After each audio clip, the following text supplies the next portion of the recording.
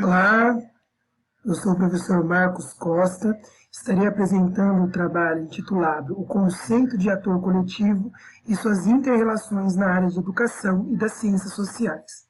Agradeço ao Comitê Científico da Jornada Virtual Internacional em Pesquisa Científica pela aceite desse trabalho. É o desdobramento do meu doutoramento, em que eu estudei o manifestante de rua através da teoria semiótica, e agora estou desdobrando esse de um movimento estritamente histórico-social acontecido no Brasil em dois momentos históricos, em 2013 e em 2015, para outras cenas e outros ambientes, sobretudo as ciências sociais e a educação.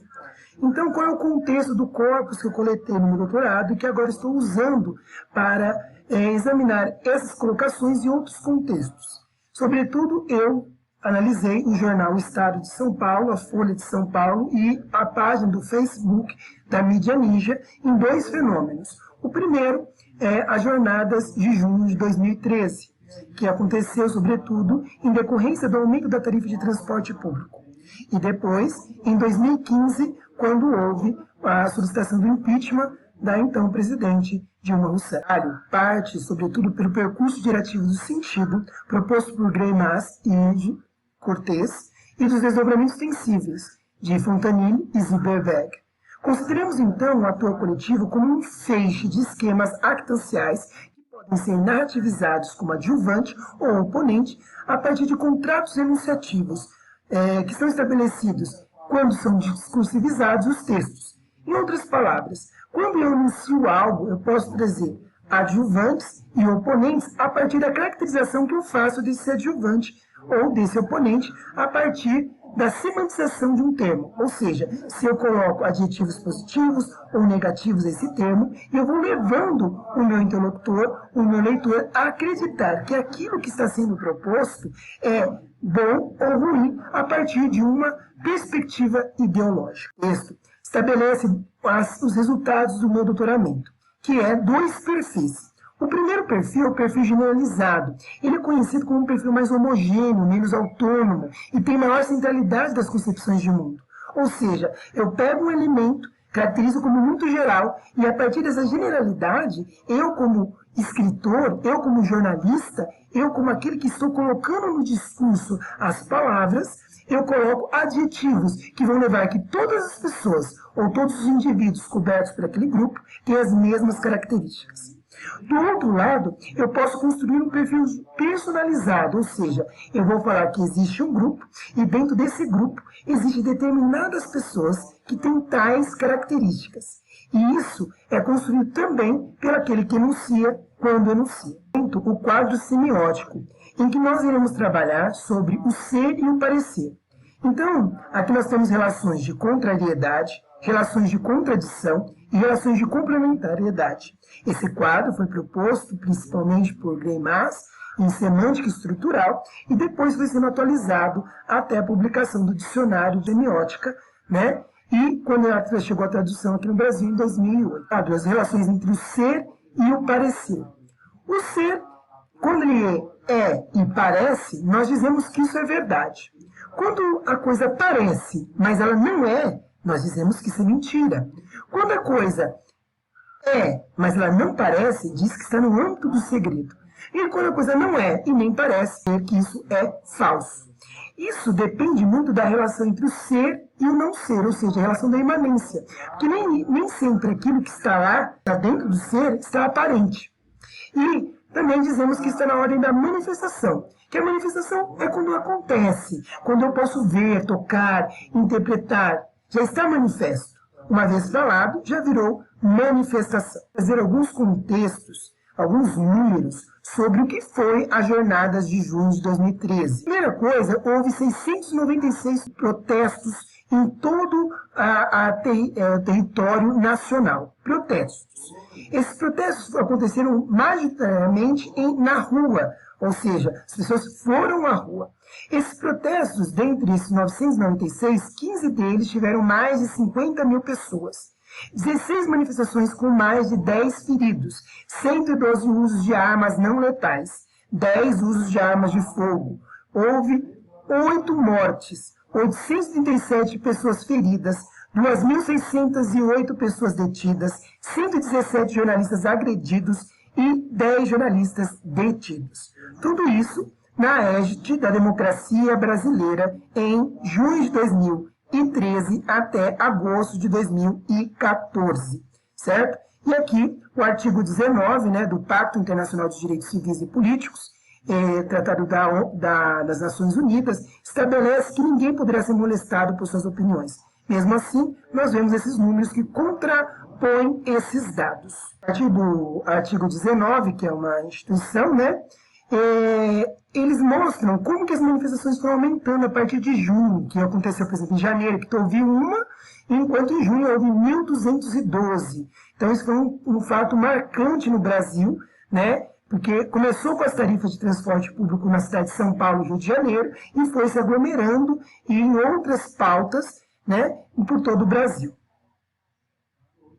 Pauta de comparação, eu fiz aqui uma reprodução que saiu na Folha de São Paulo entre as jornadas de junho, que teve 110 mil pessoas, até 1 milhão, dito pela organização, né?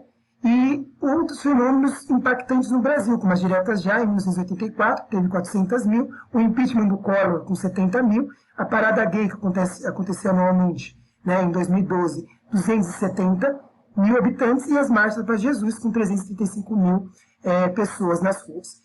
Então, e os números também do Papa Francisco, a visita no Rio de Janeiro, em Copacabana, né, em 2013, que teve de 1 a 1,2 milhão de pessoas nas ruas.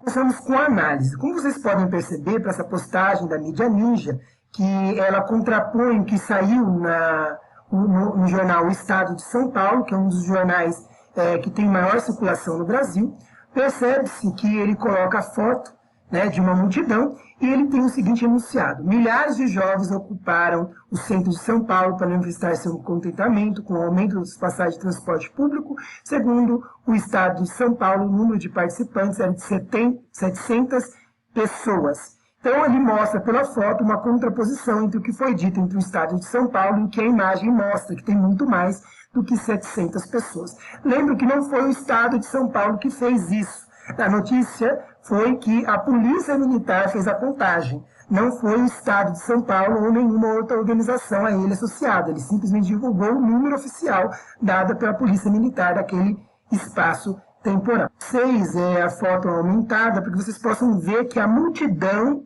é a representação figurativa, né? Não a verbal, porque a verbal está 700 pessoas. Ele deixa simplesmente para o visual o contraste entre o que está no verbal e o que está no visual. Então, nós vemos o espalhamento, a difusão dessas pessoas na imagem, o que demonstra a massividade versus a pequenez. Ou seja, aqui temos uma massa de pessoas que não dá para se distinguir, dado ao efeito de luz e sombra. Aqui houve o perfil generalizado, ou seja, é construído um perfil em que não há um manifestante, mas são um grupo de manifestantes, e é assim que o ator é construído. Ele é construído pelo massivo, por aquilo que é difuso, que não é concentrado, né? Então, isso é a percepção de um perfil generalizado. Então, nós percebemos que, de um lado, o Estado de São Paulo propunha um perfil diminuto, mas também amplo, porque é pessoas, 700 pessoas, e a mídia ninja propunha um número bem maior, de 700 pessoas. A contravista, nós temos aqui os protestos de março, que é outro fenômeno acontecido 2 anos depois, com outras condições socioculturais no contexto brasileiro. Nesse contexto, nós tínhamos aqui uma presidente que foi eleita com um índice de aprovação de 52% da população, com um embate que ela ganhou por 51,6% dos votos válidos, contra a posição dela, que era o Aécio Neves, e em fevereiro ela tinha apenas 23% da aprovação no Ibope. E além disso tinha a Operação Lava Jato, que deflagrava, né, um dos maiores escândalos da história brasileira. E aí nós temos a convocação em 13 de março de 2015 em prol do governo e uma outra convocação no dia 15 de março de 2015 contra o governo. Então, uma é pró e outra é contra, acontecida no mesmo mês. E isso abalou as estruturas políticas, sociais e culturais do Brasil naquele momento. E aqui nós vemos a Folha de São Paulo, ela faz um outro detalhamento, bem diferente do que fazia. Enquanto eram notas diminutas em 2013, aqui nós temos uma divulgação minuto a minuto, hora a hora, sobre quantas pessoas estão na rua. E aqui os números são muito mais elevados do que aqueles que foram informados em 2013, embora sejam manifestações que têm suas grandezas bastante relevantes no contexto brasileiro. E aqui nós temos outra do estado de São Paulo, em que nós temos aqui, grupos anti-PT querem fazer sumir o chão da Paulista. Então aqui nós temos já um número e uma ideologia associada a esse grupo que está na rua. Enquanto lá eram indivíduos, eram pessoas, eram manifestantes, eram outras nomeações, nós temos aqui uma particularidade. Eles vão dizer que são grupos especificamente contrários ao PT. E aqui nós temos, para a mídia ninja, outra também modo de aperfeiçoar e fazer a divulgação. Enquanto lá ele mostrava a multidão, aqui ele mostra um manifestante apenas, e ele diz: durante as 5 horas que caminhamos pela Avenida Paulista, apenas em poucos momentos parecia haver concordâncias entre trios e manifestantes. Era quando gritavam fora PT, fora Dilma, fora Lula. Ou seja, aqui nós temos o quê? Um outro tipo de mecanismo para criar e reconstruir discursivamente o manifestante de rua. Então, nós vemos aqui então o perfil personalizado. É quando não falo sobre o todo, eu falo sobre a parte para construir e edificar uma opinião sobre aquele grupo que está ali se manifestando. Então, gente, quais são as nossas considerações nesse estudo? No âmbito da educação, nós também podemos criar perfis generalizados ou perfis personalizados. Por exemplo, como a figura do índio, que pode ser tratado como uma figura generalizada, como um todo, um grupo indistinto, ou como um perfil personalizado, em que eu vou dizer quais tribos existem no Brasil. Do mesmo modo, nas ciências sociais eu posso definir que existem grupos políticos no Brasil, um perfil generalizado. Ou eu posso decidir que nós temos determinados grupos políticos. Isso traz uma riqueza analítica e interpretativa a todos que estão lendo o texto. E essa é a contribuição que eu trago. Eu trouxe a partir dos meus dados uma outra elaboração. Então esse é um trabalho que está ainda em desenvolvimento, vai ainda prover outros resultados. Os resultados que eu trouxe é apenas resultados que já traziam no bojo da minha tese, só que agora eu estou desdobrando ela no âmbito da educação. Então eu trago para vocês que o perfil generalizado ele pode ser aplicado sim no âmbito da educação, sim no âmbito das ciências sociais, porque ele pode prover você, leitor, de estratégias discursivas para você perceber se o seu escritor, se o seu jornalista, se o seu professor está generalizando, criando um perfil generalizado sobre determinada figura histórica, ou se ele está criando um perfil particularizado, personalizado daquela figura histórica. Então, não é apenas também uma ferramenta, mas é um modo de você combater as fake news, é um modo para você clarear e apresentar de um modo totalmente diferente como a informação é dada. Aqui são as minhas referências finais nesse trabalho. Quero agradecer a audiência de vocês, Apresento aqui todas as minhas referências e agradeço a atenção de vocês. Aqui é o meu contato. Qualquer dúvida, pode entrar em contato comigo. Muito obrigado e até a próxima.